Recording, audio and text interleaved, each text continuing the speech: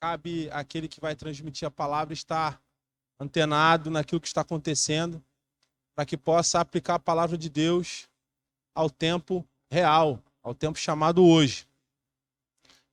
Sendo assim, irmãos, eu queria conversar um pouquinho com os irmãos sobre esse assunto que eu chamo de não estejam distraídos, né? Porque hoje em dia a gente tem muitas fontes de entretenimento, uma enxurrada de informações. Hoje em dia a gente tem a influência da inteligência artificial que pensa por nós, né? Que nos dá um serviço pronto, muitos serviços prontos, né? Enfim, hoje em dia a gente tem muita obra de distração. Se a gente quiser se distrair, esse não é o problema. Então, em Lucas 21, irmãos, né, como eu já disse, né, texto conhecido como Pequeno Apocalipse, só para contextualizar, eu não pretendo me demorar, eu sei que hoje tem um encontro de casais, né? E Jesus, ele utiliza aqui, dentro desse capítulo, né, uma técnica profética conhecida como dupla referência ou perspectiva telescópica. E eu vou explicar por quê. Esse nome aí complicado. Jesus entrelaça dois grandes eventos futuros em uma única narrativa, né? Um evento histórico iminente, que era a destruição de Jerusalém, né? E um evento cósmico final, que era a Segunda Guerra, a segunda vinda dele, de Cristo, né? Então, para quem estava ouvindo na época, isso a gente vai ver aqui no início do capítulo, a destruição do templo, para eles, era o fim do mundo, né? Isso a gente pode ver aqui, irmãos, olha só. Lá no versículo 5, se os irmãos quiserem acompanhar na Bíblia de vocês aí, né? Lá no versículo 5 diz assim: alguns de seus discípulos estavam comentando como o templo era adornado com lindas pedras e dádivas dedicadas a Deus. Mas Jesus disse: disso que vocês estão vendo, dias virão em que não ficará pedra sobre pedra, serão todas derrubadas. Mestre, perguntaram eles, quando acontecerão essas coisas? E qual será o sinal de que elas estão prestes a acontecer? Os discípulos fazem duas perguntas. Quando serão essas coisas? Ou seja, quando o templo vai ser derrubado? Quando vai ser a destruição de Jerusalém? Né? E qual sinal, né, que elas estão prestes a acontecer? Né? E eu digo, irmãos, que talvez a gente faça a segunda pergunta aqui, talvez a gente faça em pensamento, ainda mais se a gente estiver antenado nas notícias. Se a gente, eu creio que ninguém aqui é alienado, né? Ninguém aqui mora numa caverna. Todo mundo tá sabendo as coisas que estão acontecendo. Eu creio que seria redundante a gente ficar reforçando aqui, né? Eu creio que cada um interpreta a palavra de Deus à sua maneira, mas eu creio que há coisas em que a gente não pode mais duvidar, né? A gente não pode mais interpretar de maneira diferente. Tem coisas que estão muito claras, né? Então, irmãos, os discípulos fazem essa pergunta para Jesus, né? E Jesus responde, né? Ele responde advertindo que haveriam falsos profetas, haveria um espírito do engano, né? E se multiplicaria, haveriam guerras, rumores de guerras, né? Haveria nação se levantando contra nação, grandes terremotos, né? Pestes em vários lugares, grandes sinais provenientes do céu, enfim, os irmãos conhecem o texto. Mas eu queria falar de 6 lições que o Senhor Jesus quer nos ensinar com o texto do versículo 34. Porque aqui, meus irmãos, para começar, ele diz assim, lá no 34, o texto que está aí na tela. Tenham cuidado. Tenham cuidado. E se os irmãos forem perceber, eu fui olhar, fazer uma exegese do texto, né? E fui ver lá no texto original para ver o que a palavra queria dizer. E a gente vê, a palavra aqui no grego é prosechete, né? Um verbo no imperativo, que indica atenção constante e vigilância ativa contra o perigo. Eu não sei os irmãos, mas eu aprendi lá no passado, né, com a titia Medeia, né, que quando o verbo está no imperativo, não se trata de um pedido, não é isso? Se trata de uma ordem. Não sei se aqui tem algum professor de português, se eu estiver errado, né? Se trata de uma ordem. Então eu creio, irmãos, que o Senhor Jesus não queria aqui nos ensinar um princípio, não queria nos dar um conselho. Ele está nos dando uma ordem. Ele está dizendo para a gente o seguinte: olha, tenham cuidado. Tenham cuidado. E a gente vê, irmãos, que no decorrer do nosso dia a dia, a gente cada dia mais fica ocupado. Os dias parecem que estão durando menos, estão passando mais rápido. A gente parece que precisa de mais tempo, mais horas durante o dia. A gente está sempre assoberbado, sempre assoberbado. Enfim, a gente está sempre distraído. Mas o Senhor Jesus está dizendo para a gente o seguinte: olha, tenha cuidado. E cuidado para quê? Ele nos deu uma ordem. Ó, tenha cuidado, esteja alerta. Nesse mundo ocupado, nesse mundo cheio de atribuição, nesse mundo que empurra a tarefa goela abaixo da gente, ó, esteja alerta. Esteja alerta para não sobrecarregar o coração de vocês de libertinagem, bebedeira e ansiedades da vida. E aquele dia venha sobre vocês inesperadamente. Talvez você vai achar estranho, mas sobrecarregar o meu coração de libertinagem, de ansiedade? Como assim?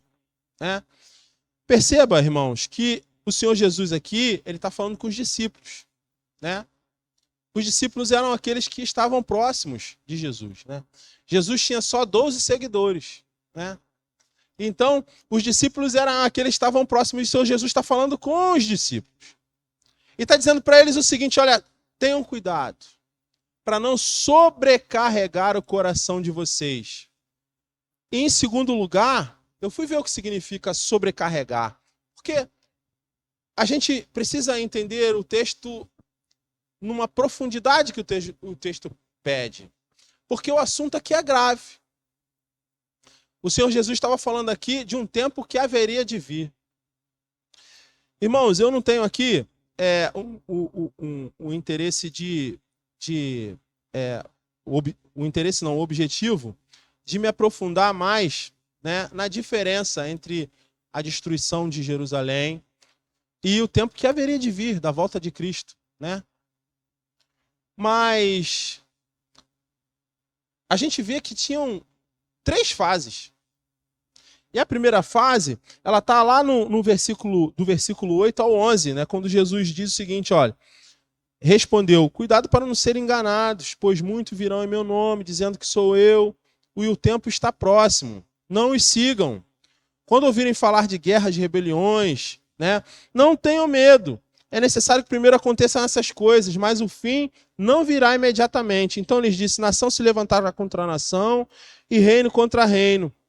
Haverá grandes terremotos, fomes e pestes em vários lugares e acontecimentos terríveis e grandes sinais nos céus, provenientes do céu. A gente pensa: isso está acontecendo hoje? Tá. Mas também já aconteceu no passado. Desde a igreja primitiva, irmãos, há pessoas que avocam heresias, que falam mentiras, são falsos profetas.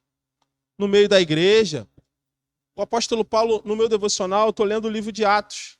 E cada vez que eu leio o livro de Atos, eu admiro mais o trabalho do apóstolo Paulo, porque eu creio que sem a conversão genuína, é impossível que um homem faça aquilo que o apóstolo Paulo fazia. Porque, às vezes, a gente estudando sobre a vida do apóstolo Paulo, irmãos, a gente vê que aquele homem parecia que não tinha cuidado com a própria vida. Chega um momento na vida dele que ele vai fazer uma viagem e que o profeta chamado Ágabo diz para ele: ó, cara, nessa viagem que você vai aí, eu estou usando as minhas palavras, nessa viagem que você vai fazer aí, o que te espera é perseguição, né? O que te espera é dor, o que te espera é angústia. E aí, eu penso, se fosse eu ia falar, então não vou. Então eu vou para outro lugar, então eu vou fazer outra coisa.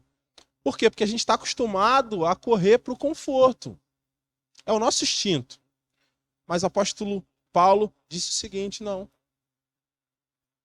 É para isso que eu estou aqui, né? Eu estou usando as minhas palavras, né? É para isso que eu estou aqui. E ele disse para os irmãos que choravam quando ouviram a profecia do profeta Ágabo e disse assim, por que vocês entristecem o meu coração? Eu estou pronto. Ou seja, irmãos, a gente percebe que era um homem que de fato teve um encontro com Deus. E eu não sei vocês, quando eu me aprofundo nisso, quando eu fico sabendo mais e fico aprendendo mais sobre a vida desses homens de Deus, eu não me sinto crente. Eu me sinto bem pequeno. Porque parece que a contribuição desses homens para o reino de Deus é uma coisa, para mim, que não entra na minha cabeça. Então, voltando aqui para o texto, irmãos, a gente viu que desde aquela época já acontecia isso. Já haviam falsos profetas. O apóstolo Paulo vivia nas sinagogas, debatendo com eles, né? Enfim. E outros, né, que levantavam falsos testemunhos, mentiras, né? Já houveram também muitos dizendo, vindo em nome do Senhor, não é isso? Muitos vindo em nome do Senhor, dizendo que eu sou Cristo. Outro dia eu estava vendo um videozinho de um homem que se intitula pastor e tem conquistado muitos seguidores, que ele estava dizendo que ele é o pastor e ele está na porta do aprisco e que ninguém vai ser salvo se ele não quiser. Esse homem tem muitos seguidores, né? E até brinquei com um amigo meu, falei assim, não lê sua Bíblia não, para você ver. Vai cair na mão de um cara como esse. Mas a gente percebe que a gente sempre ouve isso aqui. Então, irmãos, essa primeira fase é uma fase que acontecia no passado e vai acontecer até a segunda vinda de Cristo, né? Essa primeira fase tem a segunda fase. E a segunda fase, ela é compreendida lá no versículo 12. Né? Começa no versículo 12 e ela vai até o versículo 24, né? Que é a perseguição e a queda de Jerusalém. Mas isso já foi cumprido, né? Historicamente, no ano 70 depois de Cristo, pelo general romano Tito, né? É o que a gente dá nome de início do tempo dos gentios, né? Foi o tempo da prisão dos apóstolos, né? Da traição familiar, né? Jerusalém é cercada pelos exércitos, a destruição do templo. Mas a gente tem a fase 3, que está compreendida entre o versículo 25 e 28, né? Que são sinais no sol, na lua e nas estrelas, e o bramido do mar, descrito lá no versículo 27, né? O abalo das forças celestes e a vinda do Filho do Homem, né? E isso é o futuro, né? O ápice da escatologia bíblica, visível a toda a terra. Ou seja, não vai ser algo que a gente vai experimentar de forma... a gente vai experimentar de forma visível, palpável, né? Não vai ser algo abstrato, né? Dito isso, irmãos, entra esse conselho, essa ordem de Jesus, que nos diz o seguinte, olha, tenham cuidado para não sobrecarregar o coração de vocês de libertinagem. Tenham cuidado para que esse dia não apanhe vocês, né, desprevenidos, né? E aí, mais uma vez, eu estou usando as minhas palavras. Então, irmãos, em segundo lugar, né, sobrecarregar significa, literalmente, eu vi a palavra aqui, é barunte, significa ficar pesado, indicando um coração embotado. E é o seguinte, irmãos, toda vez que a Bíblia fala de coração, engraçado que a gente, às vezes, uma leitura rápida, nos faz um link de coração com esse órgão que bombeia o nosso sangue, né? Quando a gente fala de coração, né? Mas toda vez que a Bíblia fala de coração, a palavra é cardia, né? E ela tem um significado, tem uma simbologia diferente, né? Ela significa, né, o vigor e o sentido da vida física, o centro e lugar da vida espiritual. É o centro da vontade, das emoções, é o centro da vida. É como se a Bíblia estivesse querendo se referir ao nosso homem interior, né? Então, sobrecarregar indica um coração embotado, ou seja, esse homem interior, ele não consegue discernir, ele fica como se fosse dormente, né? Lento e insensível para as coisas de Deus por causa do apego excessivo ao mundo. Então, sobrecarregar significa embotar, né? Tome cuidado para não sobrecarregar, para não embotar, para não enuviar, para não confundir, né? Para não confundir. E o nosso homem interior, né?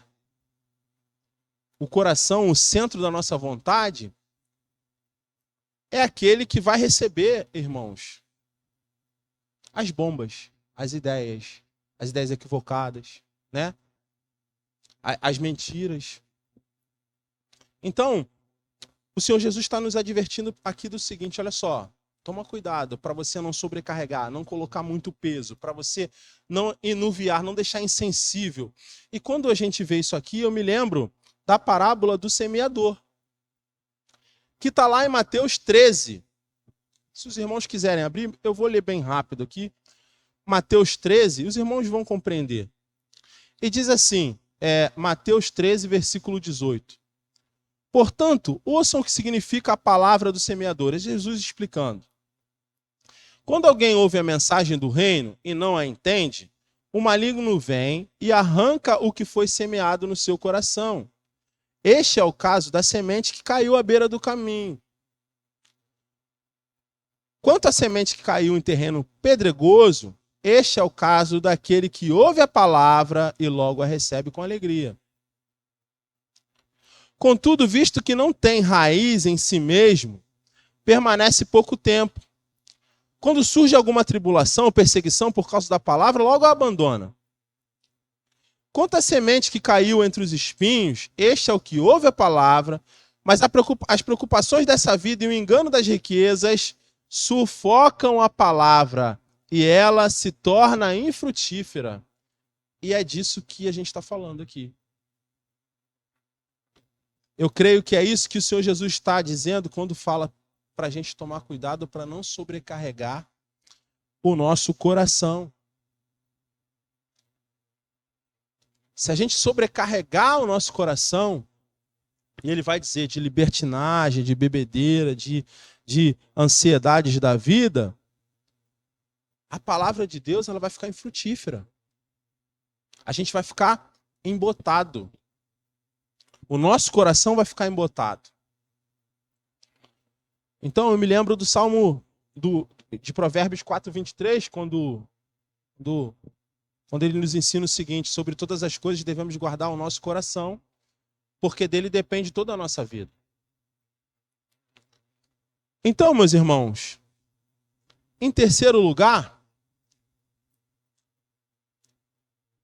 tenham cuidado, e é uma ordem, para não sobrecarregar o coração de vocês de libertinagem e bebedeira. Ora, irmãos, o que é libertinagem? Eu creio que a gente pode traduzir essa palavra como a narrativa do sim, a narrativa do tudo pode, a narrativa do que tudo me é permitido porque Deus é amor, a narrativa do que eu posso fazer tudo. Eu creio que a libertinagem ela pode ser traduzida por essa narrativa. A palavra aqui, a expressão no grego, ela representa os excessos, os prazeres fugazes que anestesiam a consciência moral. Anestesiam a consciência moral. Eu fui ver aqui e também significa essa expressão tontura e dor de cabeça causadas pelo excesso de vinho. O que isso quer dizer, meu irmão? Quer dizer que o Senhor Jesus está nos advertindo o seguinte: olha só, não dorme, tenha cuidado para você não dormir esse sono que o mundo está dormindo. Fica lúcido, fica esperto, fica atento, não se distraia. Não se distraia. Então, meus irmãos, essa expressão ela denota, né, um descontrole desenfreado pelo conforto e bem-estar. Daí a palavra libertinagem.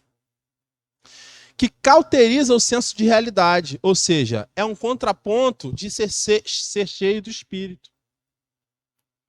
Se, quando nós somos cheios do Espírito Santo, o Espírito Santo tem liberdade para nos controlar, cheio do Espírito, né? Ele tem liberdade para nos controlar. A gente está tão cheio, deu tanta permissão ao Espírito, né? Deu tanto aso, a gente conhece tanto do Espírito, a gente está tão entregue ao Espírito Santo, que ele fica à vontade para nos controlar. Esse contraponto, né, nos mostra outra situação. A gente totalmente sem controle, dominado pelas nossas vontades, dominado por um desejo desenfreado de busca de conforto, de prazer. É um contraponto. Efésios 5, irmãos, no versículo 18, diz assim a palavra do Senhor: não se embriaguem com vinho que leva à libertinagem, mas sejam cheios com o Espírito. A gente precisa entender que a gente não pode ser cheio de algo que nos traz tontura, nos traz engano, nos traz confusão. Muito pelo contrário. A gente tem que ser cheio daquilo que nos traz controle, sobriedade, que é o Espírito. Daí a advertência: tomem cuidado para não sobrecarregar o coração de vocês de libertinagem, de bebedeira. Gálatas 5, irmãos, a partir do versículo 16, vai dizer assim: por isso digo, vivam pelo Espírito, de modo nenhum satisfarão os desejos da carne. Pois a carne deseja o que é contra o Espírito o que é contra a carne. Eles estão em conflito um com o outro, de modo que vocês não fazem o que desejam. Todavia, se vocês são conduzidos pelo Espírito, não estão debaixo da lei. Ora, as obras da carne são manifestas: imoralidade sexual, impureza, devassidão, idolatria, feitiçaria, inimizade, desavença, ciúmes, ira, egoísmo, dissensões, facções, inveja, embriaguez, orgias e coisas semelhantes a essas. Você vê que aqui é um rol das obras da carne. Permita-me fazer uma observação. Esse rol das obras da carne, ele não termina. O texto nos dá alguns adjetivos aqui para elucidar. Mas ele termina dizendo o seguinte, olha só: e coisas semelhantes a estas, ou seja, tem mais coisa. Tem mais coisa. A carne ainda continua com as suas obras manifestando mais coisa.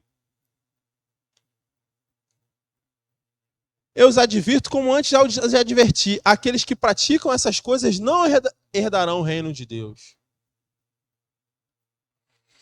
Entretanto, o fruto do Espírito é amor, alegria, paz, paciência, amabilidade, bondade, fidelidade, mansidão e domínio próprio. Contra essas coisas não há lei.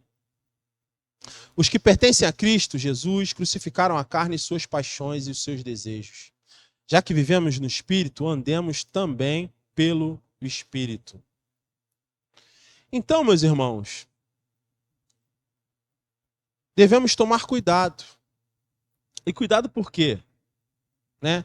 para não sobrecarregar os nossos corações do desejo desenfreado pelo conforto, pelo descanso, pela zona confortável, pela zona que nos faz descansar. E o que eu estou dizendo?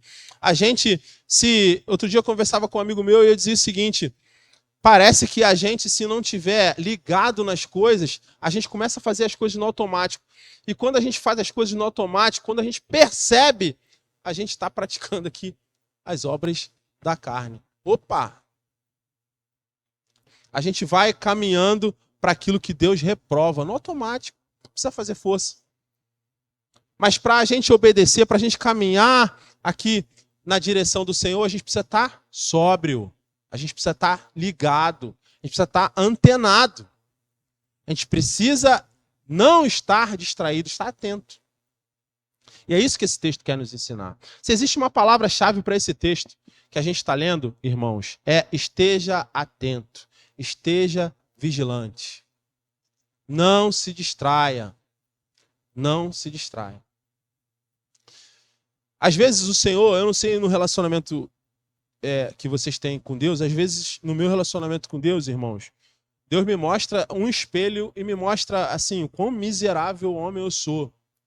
Talvez seja para que, enfim, eu não sei. Mas assim, eu vejo tanta coisa ruim. Às vezes a gente pensa que já tá, caramba, já galguei isso aqui com Deus. E Deus mostra assim, não é isso que você imagina. Você precisa ainda caminhar muito. Tem muito ainda para caminhar. Então, meus irmãos, e em quarto lugar, ele vai falar das preocupações, né? Tenha cuidado para não sobrecarregar o coração de vocês, né? De libertinagem, como eu já li, né? E das ansiedades, né? Ansiedades da vida, né? Preocupações dessa vida, né? Quem não tem preocupação, irmãos? Como assim? Quem não tem preocupação? Quem não tem um boleto, né? Para pagar? Quem não tem um boleto e uma incerteza se vai ter que pagar? Porque a gente não consegue disputar com os boletos, irmãos. Porque os boletos sempre vencem. Então, quem não tem essa preocupação? Quem não tem a preocupação com amanhã, se vai estar empregado? Quem não tem a preocupação se vai estar vivo, né? Amanhã, se vai criar os filhos, né? Se o filho está no caminho que você aprova, se o filho está no caminho de Deus, se a esposa está se cuidando, enfim, quem não tem preocupação? Como assim não sobrecarregar? Parece que o meu coração já está sobrecarregado. Mas, assim, irmãos, as preocupações diárias, elas são legítimas. Elas fazem parte da nossa condição humana sobre todas as coisas. Nós fomos avisados que no mundo nós teríamos aflições, né?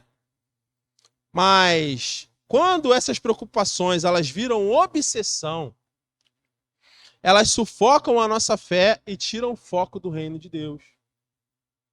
Porque elas sobrecarregam esse homem interior disso.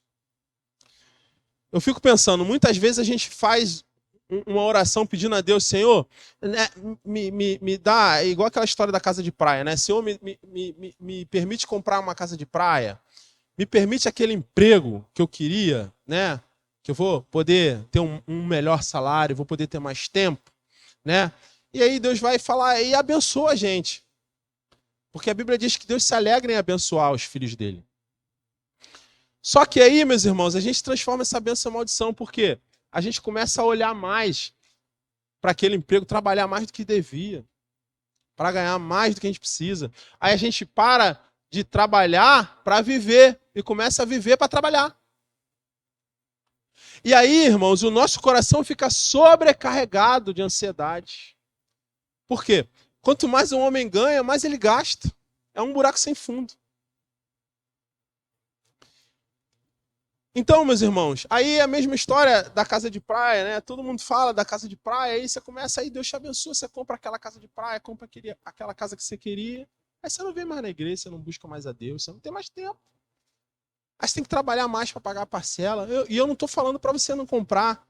Eu estou fazendo uma comparação de como a gente, se a gente não estiver atento, não estiver vigilante, a gente às vezes transforma uma bênção do Senhor numa maldição. Então, meus irmãos, quando as preocupações cotidianas elas se tornam uma obsessão na nossa vida, né, elas sufocam a nossa fé e elas tiram o foco do reino de Deus. Porque a gente começa a colocar o Senhor em segundo, terceiro, e quarto, e quinto, e sexto plano.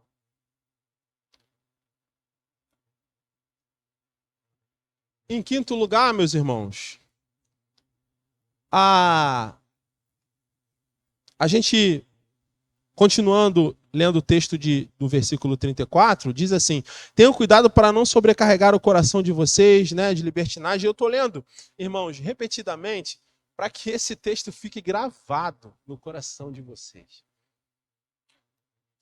Porque, me perdoem ser redundante, mas a gente precisa estar atento, estar vigilante. Então, ele diz aqui no versículo 35, porque ele virá sobre todos os que vivem na face de toda a terra. Estejam sempre atentos e orem para que vocês possam escapar de tudo que está para acontecer e estar de pé diante do Filho do Homem, né? E ele diz aqui, na parte B do versículo 34, que aquele dia virá sobre nós inesperadamente. Ou seja, a gente não sabe a hora. A gente até sabe, desconfia que está perto. Eu creio que está perto. Tem gente que fala que vai demorar ainda, que falta algumas coisas para acontecer. Eu tenho um professor que é especialista em escatologia, ele diz que faltam algumas coisas, enfim, eu não acredito nisso. Mas essa é a minha opinião, eu posso estar errado, é minha opinião pessoal. Eu acho que está muito próximo. Mas esse muito próximo pode demorar 6 anos, 7, 8, 10, 70, enfim. A gente não sabe o dia. Mas a gente sabe que esse dia virá inesperadamente. E isso pode se tornar uma armadilha para a gente. Sabe por quê, irmãos? Prestem atenção. Quando a gente quer pegar um animal, né, caçadores, quando eles querem pegar um animal e querem colocar uma armadilha, né, para pegar esse animal, essa armadilha não fica visível, ela fica escondida. Assim como esse dia, ele não está visível, a gente não sabe quando vai chegar. E a gente não pode estar distraído quando ele chegar. Então, em quinto lugar, né? Em quinto lugar, fica claro que o Senhor virá. O Senhor virá. E ele virá de improviso para os que vivem distraídos.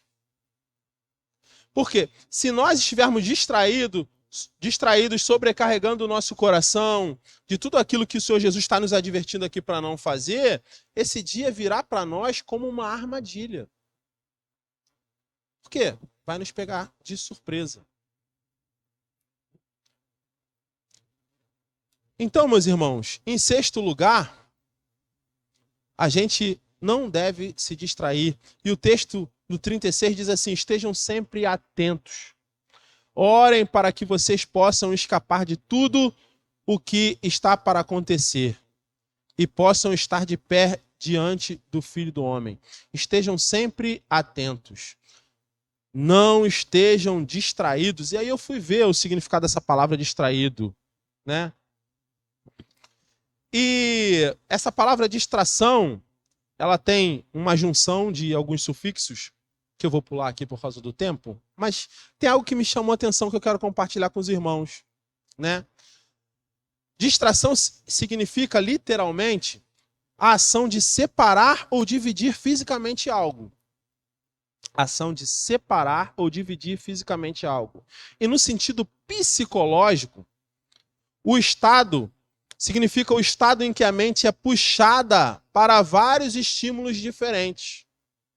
Ou seja, é como se houvesse uma disputa pela atenção.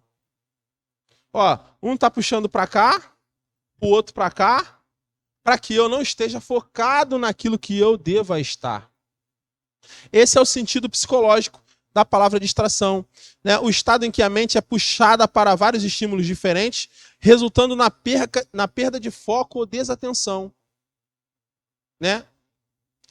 E no sentido de lazer, é aquilo que puxa a mente das preocupações cotidianas, servindo como descanso, entretenimento e diversão. Outro dia eu percebi, eu fiz isso de forma sem pensar, né? Instintiva. Eu estava na fila de algum lugar e aí eu estou fazendo um curso, né, de uma língua, de outro idioma, e eu estou usando meu celular para fazer os exercícios, né? E aí, meus irmãos, eu fui e falei assim, quer saber? O meu corpo precisa estar na fila, a minha mente não. Eu comecei a fazer um monte de exercício. Eu não vi aquele tempo passar. Eu me distraí. Parece uma coisa legal. Mas é como se aquele tempo que eu precisasse estar na fila não tivesse existido. Simplesmente ele passou. Eu fiquei distraído. E é isso que a gente precisa se atentar.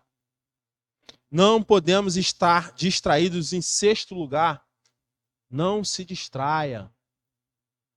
Não se distraia.